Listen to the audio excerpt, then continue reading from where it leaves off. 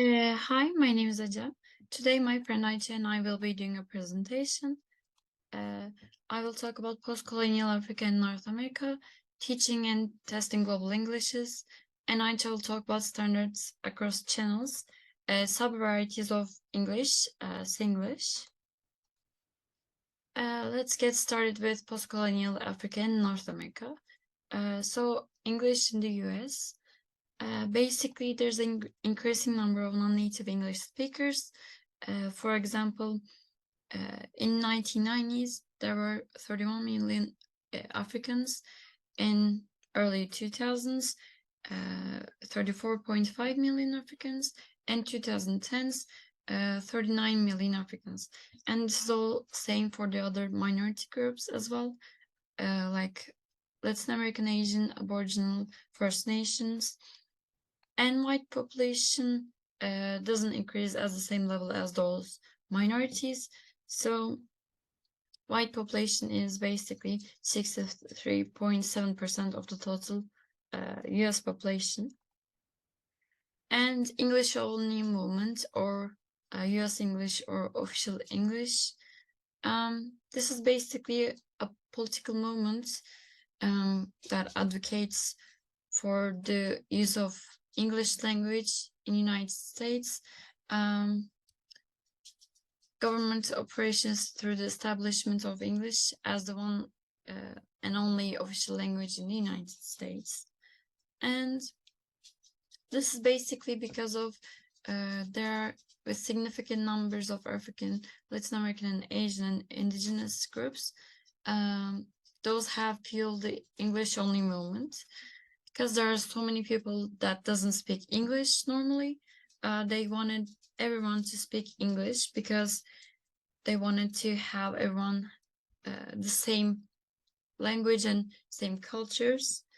And the only English movement is actually quite old. It almost started in the early 19th century, and they kidnapped native Indian children from their families and homes and forced them to live in boarding schools and forced them to learn English and English culture. And they faced a system of militaristic discipline, manual labor, abusive treatments for reverting to mother tongue, and many children fled these conditions, but they were brought back by school police. They were Indian agents. And Bilingual Education Act. In 1968, the Bilingual Education Act officially recognized the need for education to be available in immigrants' native languages. However, in the 60s, again, there were not large numbers of people that were coming to America from developing countries. And this again led to English-only movements. And in California, the motivation to end bilingual education was especially strong. In 1998, the English language education for children in public schools were passed. Basically, they had to go to immersion programs for a year, and then they could be transferred to mainstream education. In immersion programs, the children are always forced to learn L2, not forced, but they are all surrounded by L2 all the time. So they are kind of have to learn the L2 in the immersion programs before they are transferred to mainstream education. And no child left behind policy. I am sorry. This is basically for students in poverty and students of color, basically for students in need. And unlike previous acts, NCLB holds schools accountable for students' learning achievements, basically. And English in Africa. History of English in Africa is quite complex and has led to the evolution of three distinct standards: West African, East African, and South African. And there's a debate about where they should employ their own local endonormative language or exonormative standards. And andronormative means a language that you spoke, which is from another country, but it is the way you speak the language. And exonormative is the basically opposite of endonormative, which is it is a language spoken in the spoken language's country, not the way you speak it. And Nigerian linguist Bizong asks and answers 3 questions. The first one has English succeeded in displacing or replacing other languages? Basically, no, because Nigeria is a multilingual society. Second one is, has the dominance of English caused Nigerian culture to be undervalued and marginalized? Again, the basic answer is no. And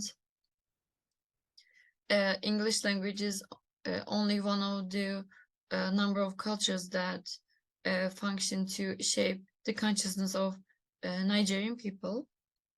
And the last one is, why did writers who are fluent in their mother tongues write in English? Again, English has become one of the languages available for use by the creative writer.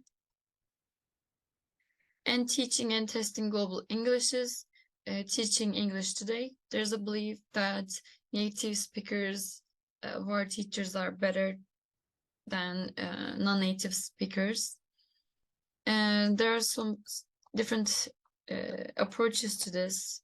Like Widowston says, he doesn't agree with the native speaker being better teacher. He says, because you know a language doesn't mean it makes you qualified enough to teach it. Said Hoffler says, native speakers know the destination, but non-native speakers know the train that has to be crossed to get there. So he means that non-native speakers of English teachers understand the students better because they are non-native.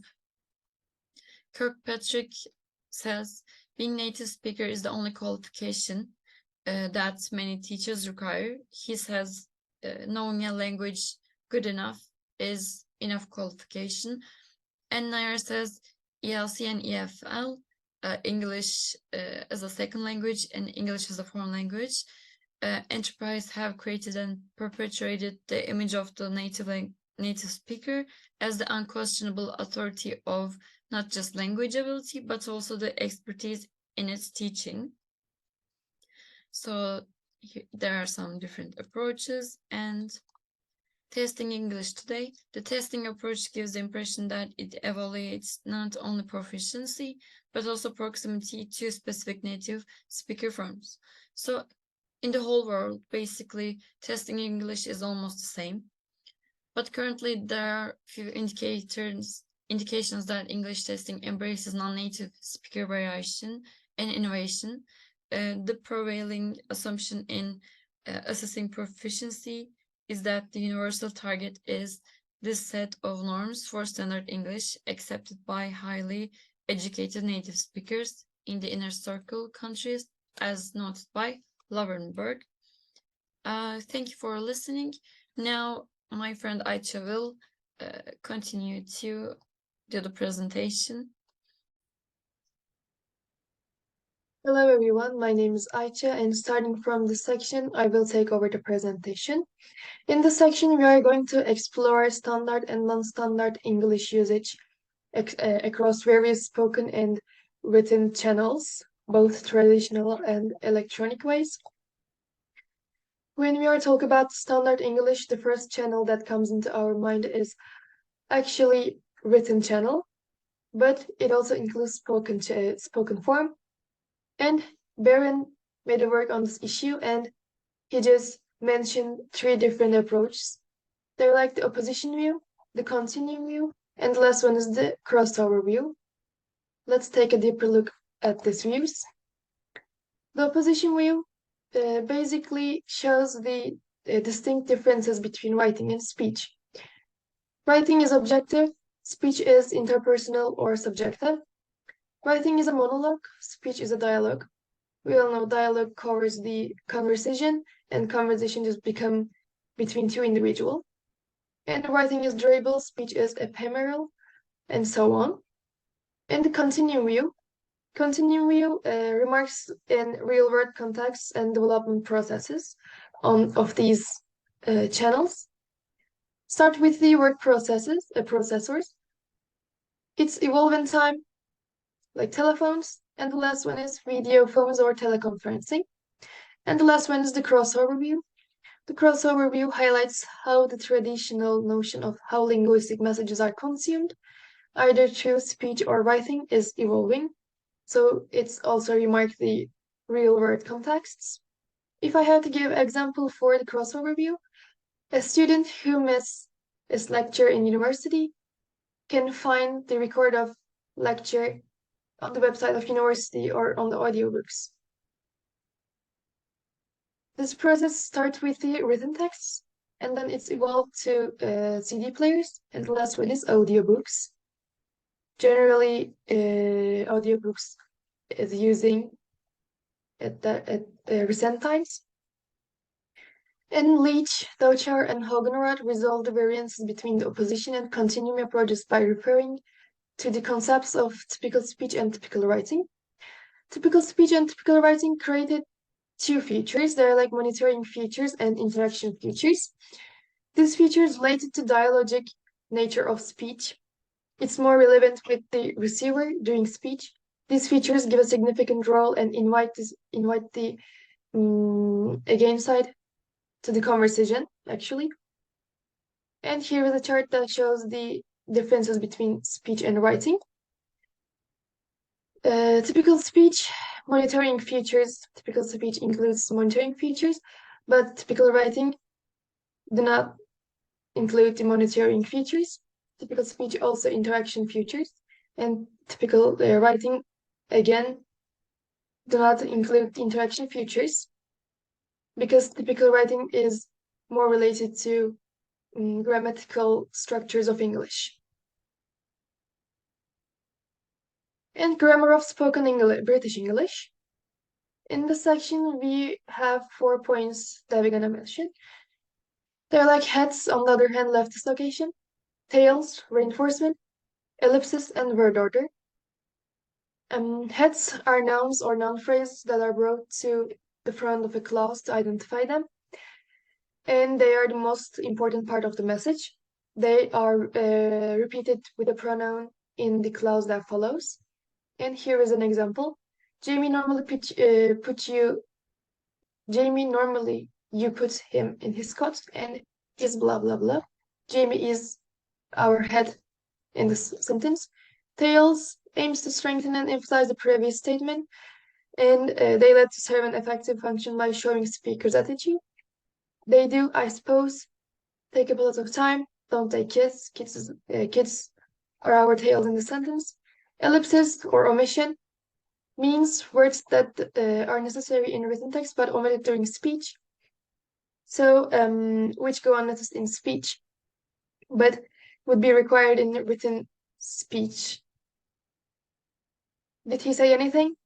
Nothing. But in normal form, in standard English form, we have to say, did he say anything? No, he said nothing. But in spoken form, we don't have to. And the last one is word order. Double H clefting. Double H clauses are brought to the front of the clause open, as with heads for emphasizes. And it's more widespread in speech more than written texts. Why I rank you was that I needed to check something. You can see it, double H clause come before the head of the sentence. And electronically mediated communication is our another topic. In this section, we are going to mention 3 elements: email, text messages, and Twitter. I'm sure that we all familiar with these elements from our daily lives. Let's begin with email. Features of emails, social dynamics. These dynamics tend to encourage personal disclosure and create a more equal conversational ground. Format, email shares characteristics with both writing and speech. It's durable like writing, but typically remains unedited like speech. So we can basically sum up this email, just a mixed type of writing and speech. Grammar, lexicon, resembles speech with frequent use of first and second person pronouns. And syntax displays a mix of writing and speech traits. And the last one is style. Emails often maintain a low level of formality. Additionally, emotions may be expressed more freely and sometimes without self-monitoring. So there is a more sincere atmosphere in emails. And here is two email samples. First one is more formal in comparison to another one. And the other one is more sincere and more casual. And the other element is text messages. We can express ourselves on message in various ways. It's not limited. It's not just limited by writing. Like abbreviations, what are you saying? Are like reflect are. You just reflect the you. And symbols. These symbols reflect the happy and pleasure of individual. It reflects the wink, shocked and screaming. And we have also emojis. You can find every type of emoji depend on your mood, on the actual mood. And the last one is Twitter. The article handled the platform in terms of its grammatical issues. It can cause degradations in terms of grammatical structures, depend on the user. Sentential fragments, users often emphasizing points consciously rather than in full sentences. Minor sentences, brief expressions like yeah, wow, and hey are common. Complete sentences, despite the prevalence of fragments, complete sentences are present, expressing thoughts or observations in full. We can attach this point with the sentential fragments. Semantic threads, lengthy monologues or dialogues are ongoing with cohesive markers such as conjunctions, adverbs, or clarifications, connecting thoughts. And the last one is sentence length. Tweets have maximum 140 characters. This challenges the notion that Twitter restricts users' simple syntax. So depending on the users, like I said, it can cause degradations on the grammatical using. And the other main topic that I'm gonna mention, some varieties of English, but we are going to take a deeper look at Singlish. In this section, we analyze the grammar of Singlish, pronunciation of Singlish, and the last one is lexis of Singlish. Let's begin with the grammar of Singlish. Features associated with the verb, past tense not morphologically marked. She eat here yesterday, but in the normal form we said she ate. And the present tense with no suffix. And adverbials such as already prefer the morphological marking of aspects. Like my baby speak already. Features of sentence structure, non-count, nouns treated as count. I bought a lot of furniture from IKEA. Furnitures are normally non-count nouns, but in Singlish we have to count them like count nouns. Indefinite article dropped, and relative clause with different word order and one. Features associated with the noun, subject and sometimes object dropping. So in the end, blah blah, didn't try out the right, so initially wants to take the Ferris wheel. Conjunction dropping, use of or not in questions. You can eat pork or not. And use of is it? That question. He think I want to listen to his story, is it? And use of pragmatic particles. And pronunciation of Singlish. Avoidance of the sounds like and the in initial positions t and the are often used, so that think is pronounced like think, and then is pronounced like then. In final positions is often used instead of and the sound, so that birth is birth and with is with. Replacement of final plosive consonants also a feature of pronunciation of Singlish. The less distinction between long and short vowels than in many other accents of English, with typically long vowels being shortened and diphthongs being pronounced as monophthongs, like thought as thought, stuff as stuff, this as this, and no as no. So Singlish is more shortened dialect form of English. We can say that the grammatical spoken language is more shortened. Lexis of Singlish is our last topic. Borrowings many words from other Singaporean languages, like kiasu, fear of losing out, from Hokkien dialect. Chim mean profound, again from Hokkien. Makan, it means to eat. It borrowed from Malay dialect, and so on. And shifted meaning, bring is used where take is more common in other varieties. And stay is used to mean long-term residence. Like, my dad will have to help up by bringing my niece to school in the morning. You can see bring, it used in the sentence like take. And my grandmother, my aunt, and uncle also stay next door. Yeah, you can see it. Stay structure use like the same meaning with live actually.